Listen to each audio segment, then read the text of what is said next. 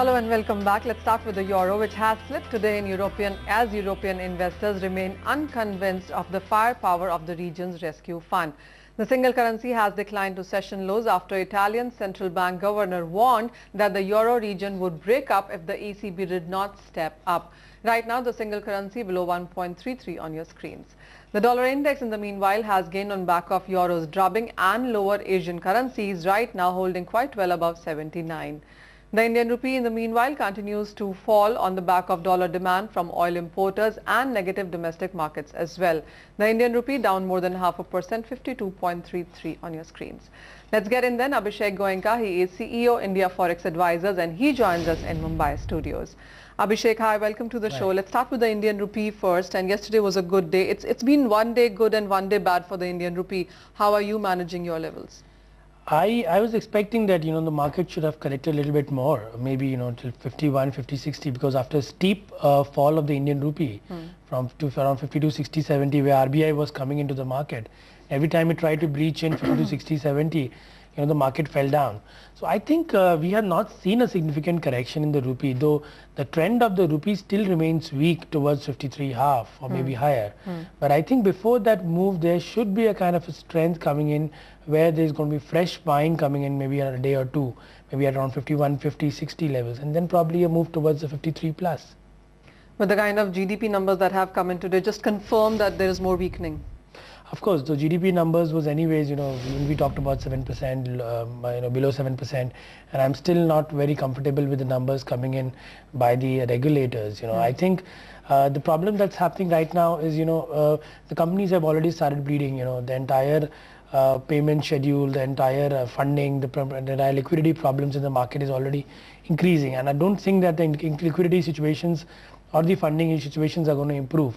I also do not see a lot of fall in the interest rates, what people are expecting in the coming few quarters, maybe till June. We don't see an aggressive fall because at one end they have inflation problem, other end if the flows don't come in from the European regions, then definitely they can't reduce the interest rates because they want more and more foreign fund flows. So both the ways the government is kind of tied up. So I think we are going to see the corporates actually taking some breather where they try to consolidate things, and then I think it takes at least a couple of quarters before things improve. So GDP is definitely going to go down probably to 6.5% next.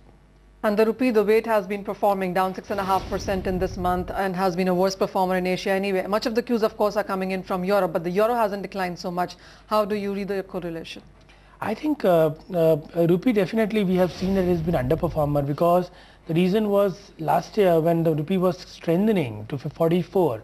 That's the time it was, highly overperforming the various Asian currencies and international currencies. That time RBI was not intervening and not bringing it to a level where it was actually supposed to be because situations were not too good that time also. So now I think if euro, we are expecting 1.25 levels. So if looking at that 1.25 where dollar index should be close to 85, and then rupee with its own domestic problems, and we're not seeing any kind of political consensus also coming in which will prop in fresh flows, and only thing which can save rupee at this point of time is flows.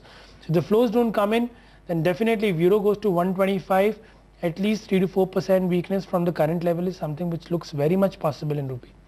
And it's not just Europe, it's about the US as well, with Fitch downgrading some US banks. The problem really is spreading around, or it has been there. I think any downgrades in US is redundant. We have seen in the past that, downgrades in the US will not have an impact because at the same time we are seeing the figures coming in terms of, economic data in US is improving.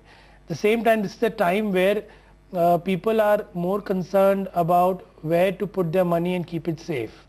This is this trend from the last 6 months, and I think it's going to be the trend for the next 6 months to 1 year. So I don't think these kind of downgrades will actually affect US because everybody is getting downgraded.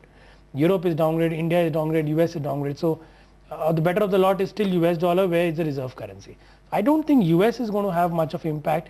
Yes, if ECB comes and says that we are now the lender of the last resort, and whatever you guys do, we are going to print money, then we're going to have a 10% move in euro. But before that, I don't think there is any savior for euro. You know, while you have said 53 for rupee and that could come in sooner than people expect, but when do you expect levels like 1.25 in euro, 85 in dollar index to come? I think a fall of euro has been a slow process in the last few months. You know, we saw 140, then earlier we saw 130, then 140, then again 132. You know, I think it's going to be a slow process. Maybe it could take 1.5, 2 months, or maybe more, maybe 3 months around to reach levels of 125. Totally depends on their consensus, what meetings they're having, what kind of a consensus they're developing, how the people are taking it. But I think slowly and steadily all the fund houses, banks, international corporates, they are diversifying from euro. They are putting their assets elsewhere in euro. I think that's going to be a problem. That sure doesn't sound like a good news there. Thank you so much, Abhishek, for joining us today. So those are the kind of levels that India Forex Advisors has come out with. Watch out, of course, for the EU summit on December 9. That is something that markets, of course, will be taking cues from.